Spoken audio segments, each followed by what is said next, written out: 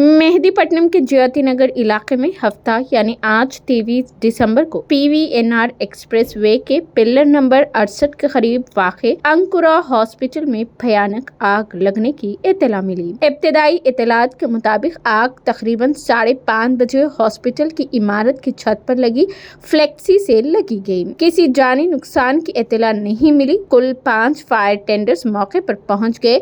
आग पर काबू पा लिया गया है। आग लगने से जखीरा अंदोजी का सामान सेट बैक साइड पर गिरा। वीडियोस में ऐसा दिखाई दे रहा था जैसे इन फर्शों से आग निकली हो, लेकिन मुबैना तौर पर ये सिर्फ बैरूनी आग थी जो अंदर नहीं फैली। इंतजामिया की जानिब से एहतियाती तदाबीर के तौर पर हॉस्पिटल में मौजूद मरीजों को बाहर निकाला गया है और आग पर काबू पा लिया गया है।